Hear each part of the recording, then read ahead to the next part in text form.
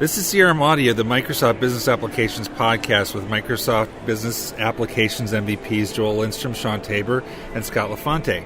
This episode is brought to you by KingswaySoft. KingswaySoft is the leading integration solution provider, offering software solutions that make data integrations affordable and painlessly easy. Thousands of enterprise clients from over 70 countries and regions rely on KingswaySoft to integrate data with various business systems in order to drive their business efficiency and fully leverage their information assets. This episode is also brought to you by Dynamics 365 User Group. Dynamics 365 User Group is the world's most influential user group community of Microsoft Dynamics 365 and CRM users and partners. Across the globe, members share a common goal of maximizing and advancing the performance of Microsoft Dynamics 365 and CRM so that individuals and companies can improve operations, overcome obstacles, and exceed goals. And at the Microsoft Business Applications Summit, Dynamics community unveiled two new user groups, the Flow user group and the PowerApps user group. So check those out if you are interested in PowerApps or Flow. We thank Dynamics community and KingswaySoft for sponsoring CRM Audio, the Microsoft Business Applications podcast.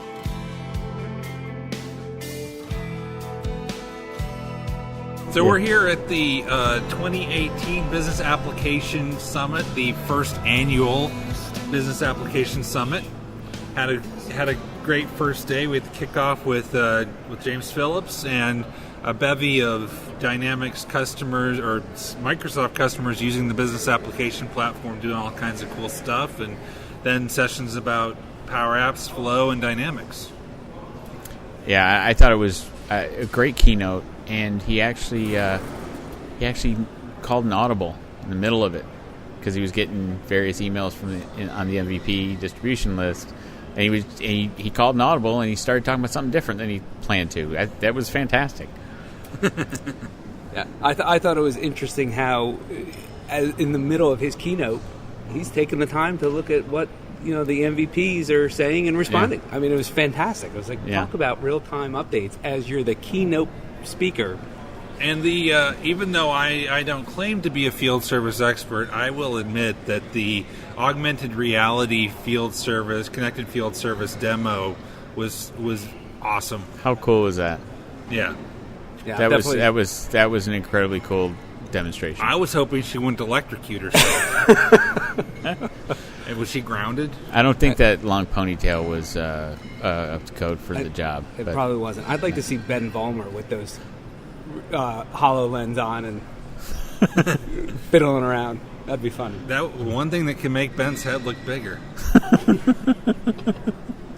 Shout out to Ben. The other kind of breaking news here that we've kind of breathlessly been devouring here is the release notes for the October 2018 release. And it's actually says the October through February release notes. Right. So these are not, don't mark your calendar for October 1st for all the goodies. They're probably going to be rolled out over time, and now we're going to be in our new update cycle where everyone will just get it magically and after next year. So it's exciting stuff. So there's a lot to go through, and we'll probably have multiple episodes, like I'm sure you'll dig into on At Your Service, and we'll dig into the PowerApps stuff. Yep. The thing that jumps out at me is it's a PowerApps world now.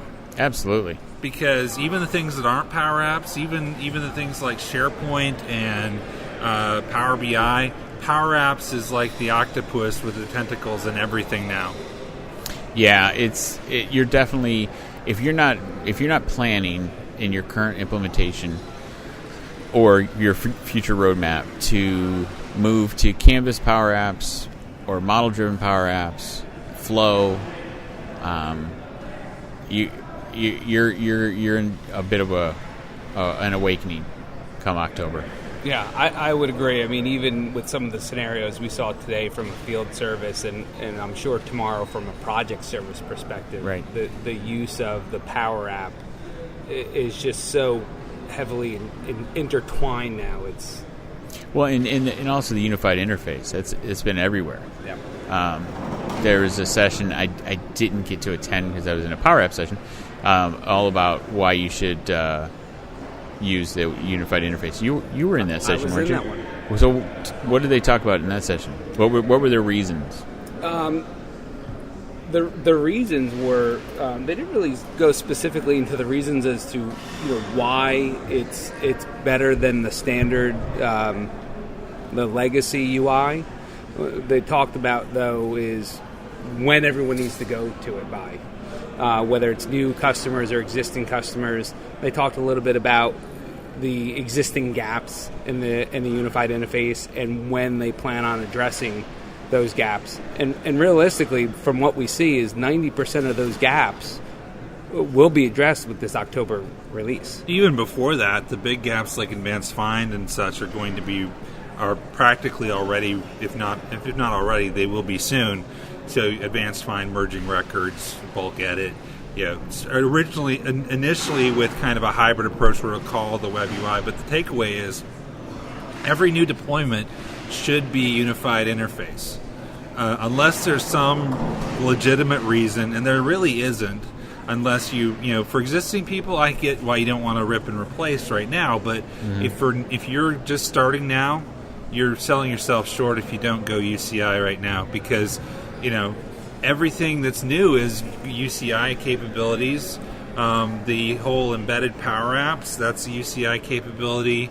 Yep. A lot of this stuff, and realistically, if you deploy now on web client, you've got maybe a year, and you're going to have to make the change. So unless you have a real good reason why you can't use UCI, you need to be using unified interface for new deployments. Yeah, I mean, if you look at what Microsoft's been doing, the unified interface, it's that consistent look and feel, whether you're on the web, you're on the mobile app, or the Outlook mail app.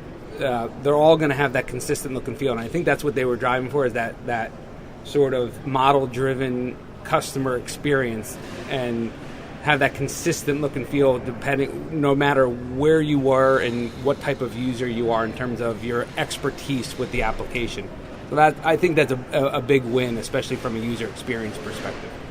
The other takeaways that just kind of jump out from the release preview, with that before getting into the actual individual modules, confirmation that eventually Flow will replace Workflow. Yep. And that Canvas apps are going to replace dialogues. Which I think it's a great move. Canvas apps actually upgrade dialogues, because you can do more than what you could have done with dialogues. So this is a nice situation where we're losing something that some folks, including myself, really enjoyed using. But we're getting something that replaces it, that it has even more capabilities and more function. I had a call with a prospective client, and it was like, it timing-wise was awesome, because it was all about virtual entities, and about, okay, well, what if you want to update, say, a credit card in the source system but not store that? Traditionally, we would write some kind of a custom modal dialog that then had a plugin or something that updated that system. Right. Now I'm going to say, use a Canvas Power App as the front end for that. We'll be able to put in a solution in the fall. That's the other thing. Putting flows and Canvas Power Apps inside of model-driven app and dynamic solutions and custom connectors is killer. Yeah. And then you still would have to use some kind of a custom connection to connect to ERPX or whatever. But at least the front end, you can somebody who can configure dynamics could change the look and feel and the layout and everything. Right. It gives a lot more power, and I think the addition with PowerApps and Flow, where we're going to get some sandbox capability, we're going to get some additional testing capabilities. I think that's going to give some comfort to IT organizations who don't necessarily want all the power users to have all the functionality and capabilities. Right. And you can still manage that migration via the solutions of those flows and those Canvas apps from environment to environment. And the other thing we learned from the kickoff, we're now the Power Platform. Yeah. So which I'm a big fan of. This really makes naming our podcast difficult, because we were CRM Audio. Then we were CRM Audio, the Dynamics 365 podcast. Then, like 3 weeks ago, I changed it to CRM Audio, the Microsoft Business Applications podcast. Now do we need to be the Power Platform podcast? That's a lot of P's. But we have a PowerApps podcast. If we're the Power Platform podcast, I'll have to get a windscreen because that's a lot of plosives in the podcast name. I think actually, you know what it's the power of P. I think we might need to go to CDS Audio. You're right. You're right. So, let's see. I mentioned the dialogues being replaced by Canvas apps, embedding Canvas apps in model-driven apps and Dynamics, workflows being replaced by flows. Yep. Just some other miscellaneous stuff. SSRS reports are not dead. They will work on unified interface and by extension mobile. Yeah. Which is great. It's great to have them on mobile. Now that we've upgraded everybody to Power BI. But actually, SSRS reports will be able to be run from Power BI. Right. So, which is a nice... Worlds are colliding. But what it's doing is it's... Because I was wondering if they were going to, I didn't think they'd deprecate SSRS reports, but, reduce the capabilities or what have you. But having that for those legacy reports, because you have organizations that have hundreds of SSRS reports right now, so I think that's a great way to bring them into the forward thinking with Power BI, but maintain their existing SSRS reports. So why don't we do the rundown of the main pillars? Scott, you tell us what jumps out about what's new, what's going to be new with field service and project service. Sean, you can chime in on that, but also customer service. I'll talk about sales, and if we feel crazy, maybe some marketing. Ooh, I think we should get crazy. All right, well, you go ahead, Mr. Field Service. All right, so a couple of things that really jumped out to me regarding the October releases. The ability for push notifications from the mobile to the mobile for a technician, and a Microsoft bot framework integration from a mobile perspective in field service. And then I believe there was another one with integration with finance and operations. So they're going to have built-in integration now with Dynamics 365 for finance and operations from a master data, if you look at it from an account account product and price list, and work order data that'll push for sales orders when work orders are marked as closed and posted, and they'll have some other capabilities around warehousing and purchase orders and things like that. I think that's pretty exciting because we see that a lot today with customers that have ERP integration with field service. So I think that's a real big one. The other big one I really was a big fan of was that push notification to the technician when items are scheduled or changed, when they're traveling, and they can send notifications, granted if they have location services turned on. But a lot of that now is configurable, whereas before you really didn't have that opportunity and capability to do it. So I think that's pretty exciting. I think that's going to hit a lot of requirements for customers that really needed it, and we're going with an ISV solution for those sorts of those items. And the bot framework, I got a little bit of a glimpse at that from our good friend Ben Vollmer, and that's going to be pretty exciting. Help the technicians out. They can chat with folks back at the office, or even start just finding out how they could potentially fix this if they don't know it off the top of their head. So a big win. And what's your thoughts, Tabor? Yeah, the remote assist is really cool. IoT Central, I think, is a really big deal, especially for those organizations who have not necessarily simple requirements, but lesser complex requirements.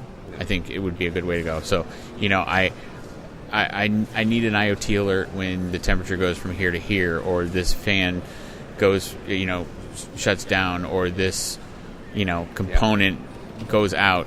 Very defined, configurable situations. The ability to ramp that up much faster than the process currently with IoT Hub is dramatic. Yeah. It's dramatic. But, and, you know, it still has all the power and capability outside of the machine learning and those kind of things. And Ben and Kyle Young, who's the product manager for the IoT and connected field service, they actually demoed that a little bit today, and how you can configure those alerts now within Dynamics, right, and have it feed back to IoT Central. So it's, I mean, it makes it a lot easier for folks that don't have that Azure experience or are a little intimidated by it. There's a little bit more flexibility. It's not as powerful as IoT Hub, but it will still get the job done for organizations that are looking to get into the connected field service space. Well, and IoT Central also gives some benefit to those organizations that already have connected devices. Yep. It makes it much easier for those to light up. So, I think it's a great win for customers, for sure. Yeah, definitely. I think some of the other key features outside of field service, if we look at universal resource scheduling, and Dan Gittler, if everyone's been listening to us or our podcast, At Your Service podcast. Thank you. That team has been extremely busy over the last couple of months. Yeah, absolutely. And with this October release, there's a lot more flexibility with scheduling, mixing and matching resources. So if you need certain resources and I want to say 2 junior developers and I need a more senior one, you can kind of mix and match now. You can do predefined crews. You can split the screen. There's a lot more, I think, filtering capabilities and flexibility within universal resource scheduling. So I'm pretty excited about that. I can't wait to get my hands on it. Yeah, agreed. What'll be great is when we can get to that point where we don't have to technically install field service or project service first to get it when it's its own module completely. That'll be great. But yeah, a lot of really great functionality and user experience updates in unified resource scheduling. And I mean, there's other features that we can't go into all of it here. I mean, the release notes are massive. You know, but we will on At Your Service. Yes, we will. Capacity scheduling is another key one. I think that'll be great. From my perspective, from a project service area, I think one of the key things that I saw there, and most of the PSA stuff, it looks like the target is November. One of the big things that I saw was the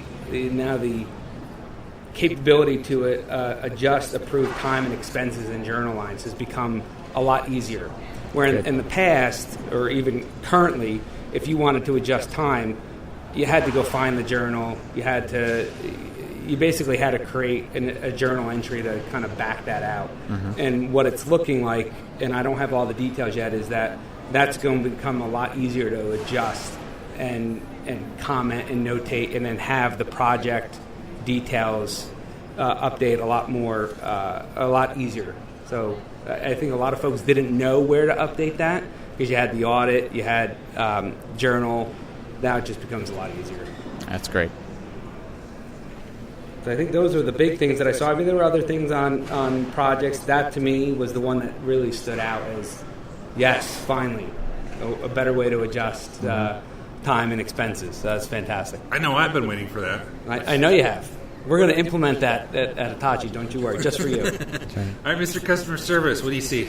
Well, really what I've been seeing as far as the release notes and the sessions so far today here at BizApps Summit is customer service is really the big message here is unified experience, omni-channel. That's really what we're seeing here. Features going into improving the agent and supervisor experiences. There's a lot of, especially for call centers, a lot of big key features that we hadn't had before. The ability to do real-time conversation monitoring, the ability to, consult agents and transfer the conversations. Standard, to me, in my experience, standard call center behaviors. that typically was more of a custom development kind of thing to get done, or using add-ins. But the agent has a much better view of the customer. You have the ability to have contextual views of the issues, and the one really nice thing about Unified Service Desk that's happening, and Sarah talked about this on the last At Your Service, is the multi-session experiences. That's really going to really improve agent productivity on the call center. So that's really cool. And the ability to search and preview the relevant knowledge articles in context is a big deal. Other than that, the unified routing and work distribution is a big deal. Being able to unify the work items and in a asynchronous way, that's going to improve productivity significantly. The other big news to me was the channel integration framework.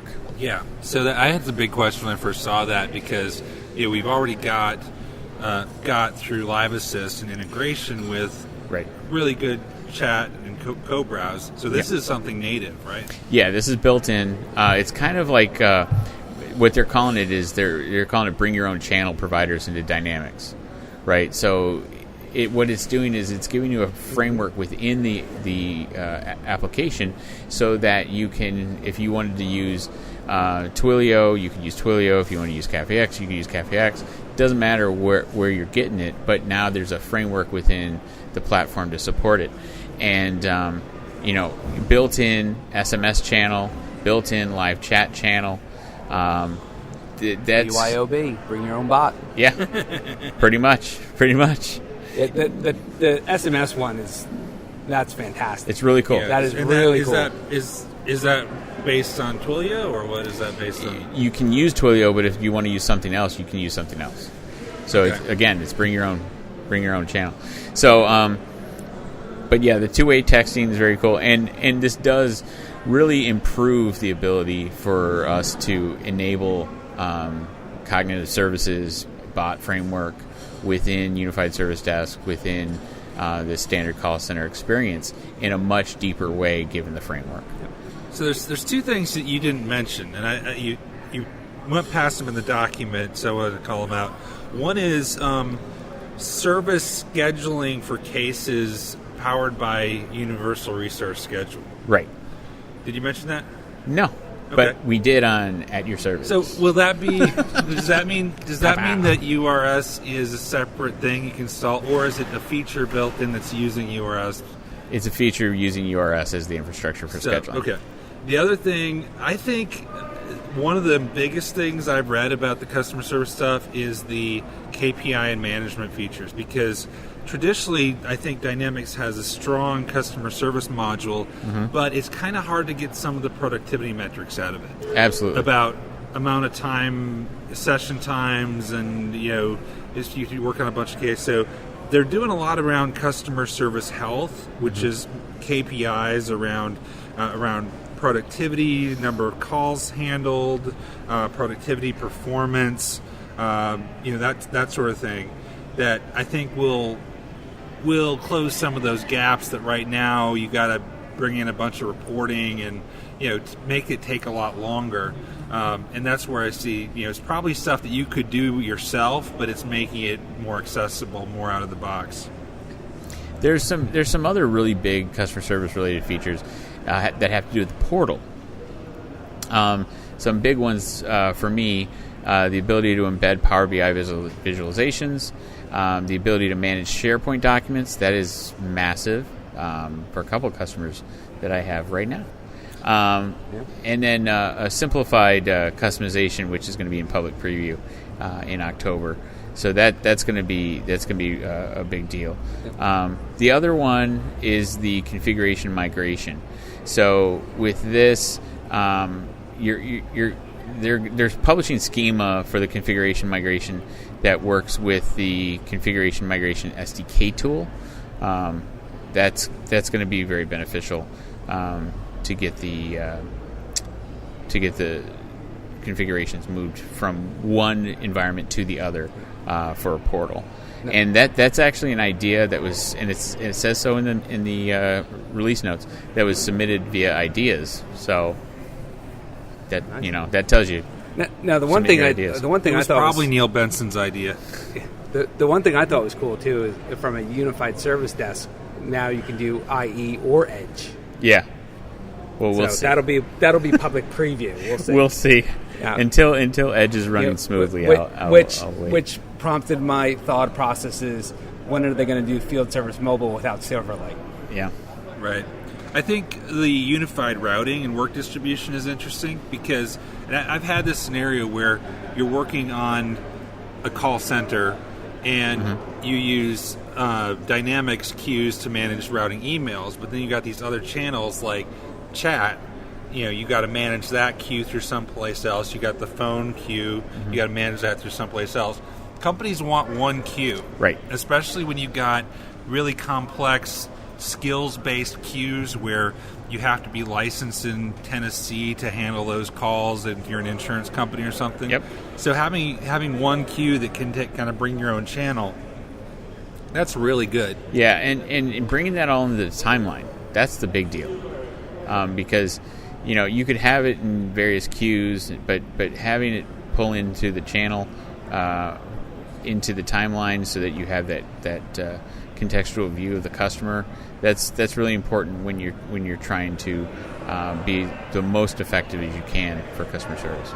Yeah, that's really cool. Now let's get to the exciting stuff, sales, because as we know, sales drives business. So here's the things that you can't have any customers to service or field service work orders to do until you have customers. So you got to have sales. So the things that I'm not going to read all the features, but playbooks is event-driven activity groups. So it's the idea of you've got certain scenarios like happen in a lot of sales opportunities. Your key stakeholder leaves the company, and now you have to do something to reestablish that relationship, and there's certain things you want to go through.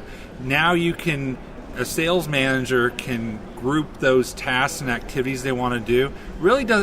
I haven't seen it yet, but it strikes me kind of like routing rules and SLAs in customer service, in that it's nothing you can't do with a workflow, but it's exposed to where somebody who's not an admin can do it.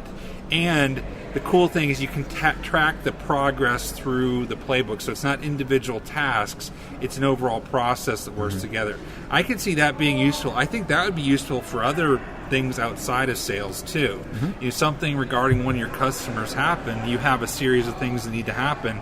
I think that's pretty awesome. Microsoft Teams, they're bringing. I think the real headline is the first modernization of sales literature in years. Yeah. Because now your sales literature, is stored really where it should be inside of Teams, which uses SharePoint, and you can manage it there. You can collaborate on it. Right. You can have, it's kind of like what Yammer integration should have been.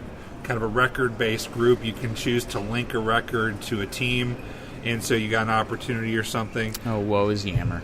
Yep. The who knows whom. I'm glad they were grammatically correct and say who knows who. It's who knows whom. And what that is using the Office graph to identify who else in your organization is interacting with someone. So we're trying to get in to call VIP Scott LaFonte, who's the CEO of Contoso. You call up Scott LaFonte, he's a bigwig, and he's not going to take your call. But if you find out, Sean Tabor knows him, he plays shuffleboard with him every Thursday, he can give us a warm introduction, similar to, I guess, LinkedIn. So and Sean's at Vandalay Industries. That's right. And sadly, that would ensure that he didn't take your call. You got quick actions, and what quick actions are is basically recommendations through analysis, text analysis of notes, which is interesting because you're taking sales notes, right? And it'll pop up notifications. So that's pretty cool. Relationship and analytics now includes in-mails from LinkedIn. Yes, it does.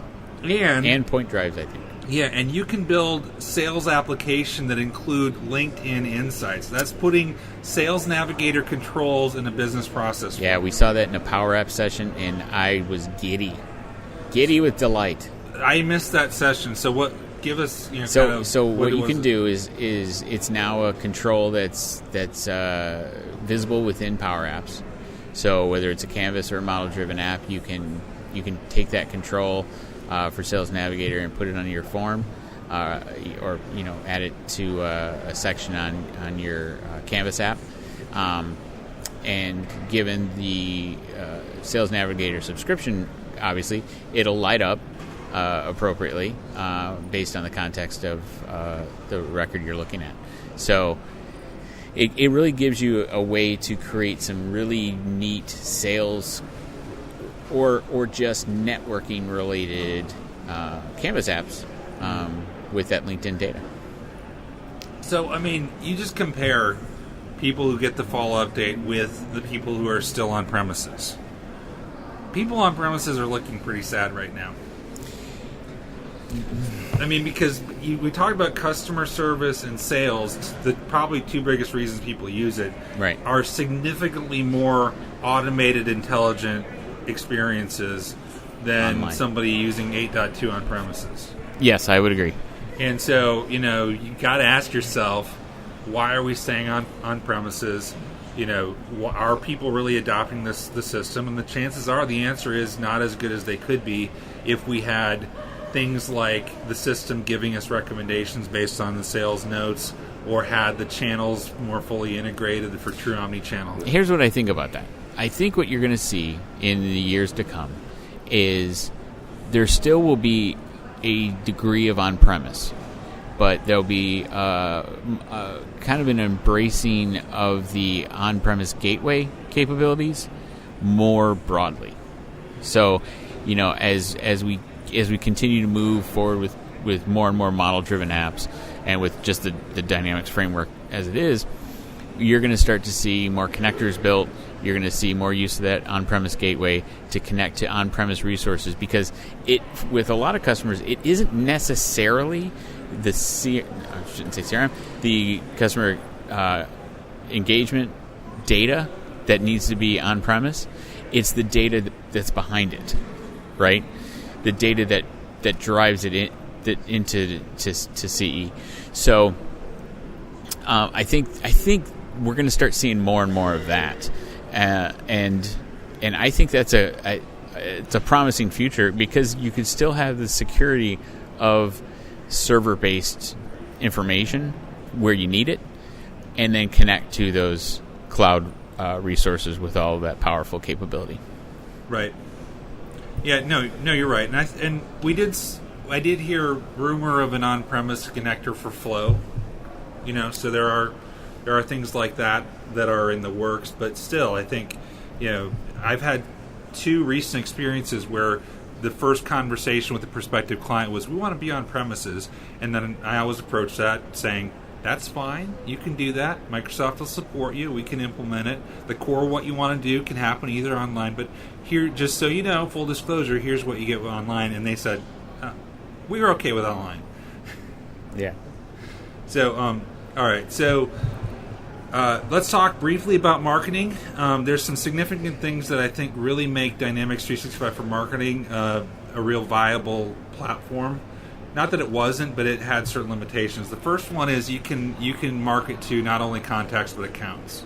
That was a gotta have. Yep. To be viable competition to the leading platforms out there.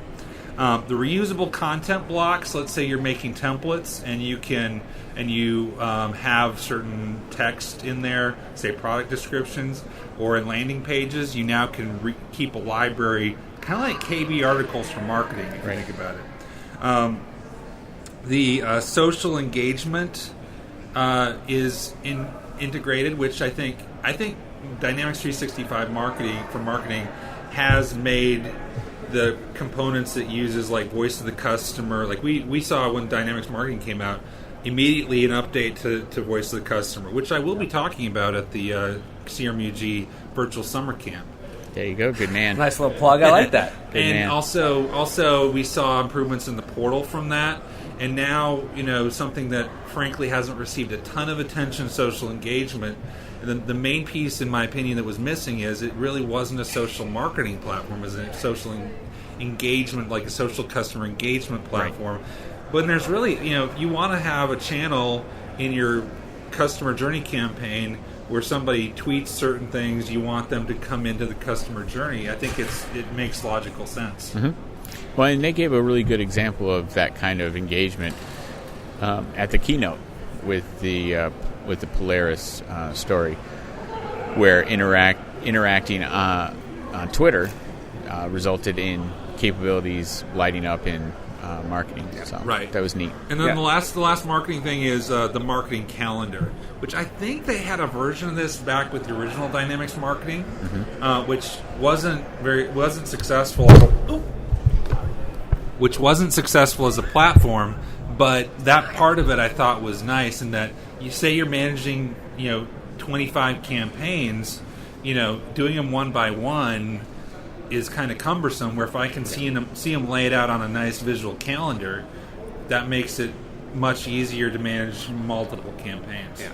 And I saw some of that in the unified interface on how the calendar control now being available, for example, for marketing, for custom entities, out of the box entities, not only on the mobile app but in the web client as well, and having that same experience. So that was pretty cool. So now you can see a lot of different things, and I think the scenario they use today is they use some stuff from like a college, for example, and application admissions, and that would come in and feed marketing, and then then if they became a student, you could get their scheduling and things like that. So it's pretty cool.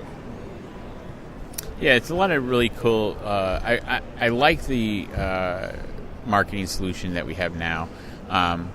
It's leaps and bounds better than Microsoft Dynamics Marketing was, and I think.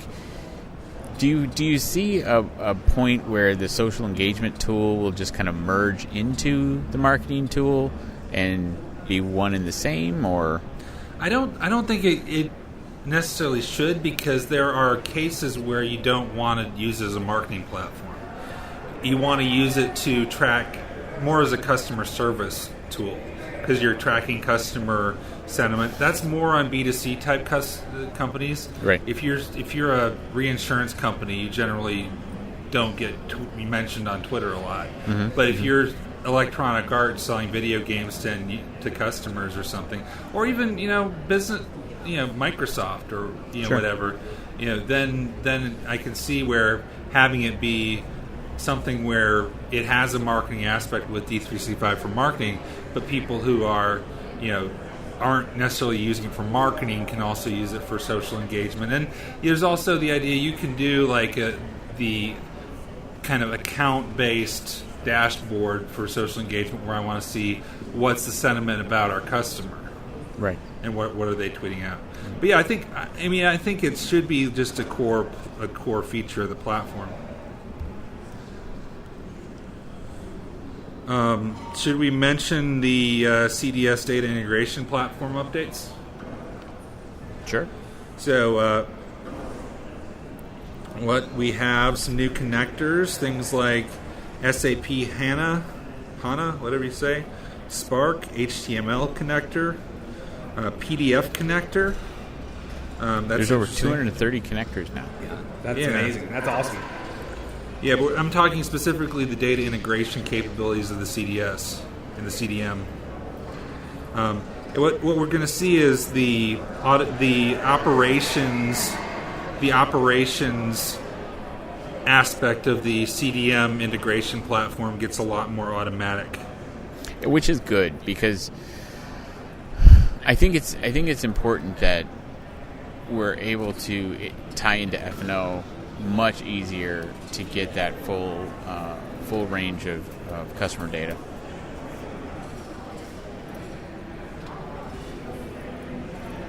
So not a lot more to say about that. There is a lot around Power BI, but yeah, there's. I mean, if you look at the release notes, there's 232 pages I mean, That's why it's released 3 months ahead. Well, yes, I'm just saying. I read a book on the plane that everything. was like 10 chapters long, and it was shorter than this thing. But my point is, it's not just it's everything. It's Dynamics 365. It's operations. It's AI. It's Power BI. It's Flow. It's all there. Right. And now we're seeing it all interconnected and it really coming together as a one platform. Right. So your marching orders, if you want to prepare for it now, you can't really try it out yet, but you can definitely learn PowerApps. You can get familiar with Flow. You can get familiar with CDS. You can create a Canvas Power App. Yep. Those are all things that I would get in and do and get comfortable with to get ready for what's coming. Yeah, and if you have not yet built your first Power App, definitely leverage the App in a Day documentation to help you get yourself through your first app with Canvas apps, model-driven apps, and connectivity to Dynamics, as well as connectivity to a static data source.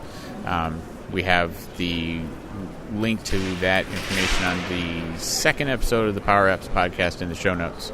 Yeah. So take a look there for that. And if you want to future-proof your environment, build an app module and make it a UCI app module. Yep. Definitely. Yep. Well, and also go through your mission-critical objects and forms and make sure that you can enable that same capability in unified interface. Yep. Start that planning and analysis now. And make sure as well, to that extent, don't assume that if you have an ISV solution that it's automatically UCI ready. Make that as part of your entity, your review, and make sure that it's good to go, or see if there's an update out there from the vendor. And I think you'd agree, Scott, that if you're not using UCI now, you're only causing your own pain. That's right. You're only causing your own pain. Start now, get used to it. Scott's only meme. It's here. Get a trial instance, play with it in a sandbox, whatever you need to do, but get up to speed with it now. Right. Shut up, Joe. Right. And I also heard in a session today that we are likely getting real not in capability in advanced find. I hope that's true. Because right now or if you choose does not equal, it doesn't look at the overall, it just looks at the individual records. Right. I do hope that's true. That would be fantastic. Right.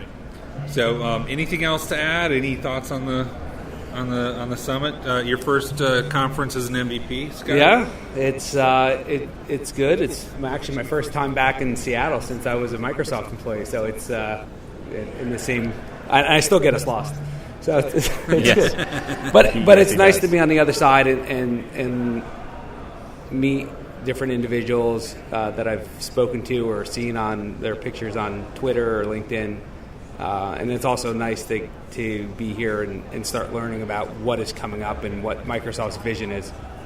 When are we releasing this? Tonight. Okay.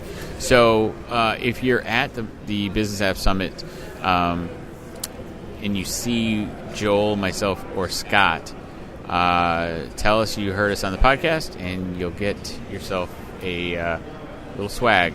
But don't come up to each of us and tell us individually, because it's limit one per listener. It's in the fine print. Although you could probably get that past Scott and Joel right now. Sean may not be around tomorrow. No. All right. Well, thanks, guys. Let's go enjoy the rest of the conference.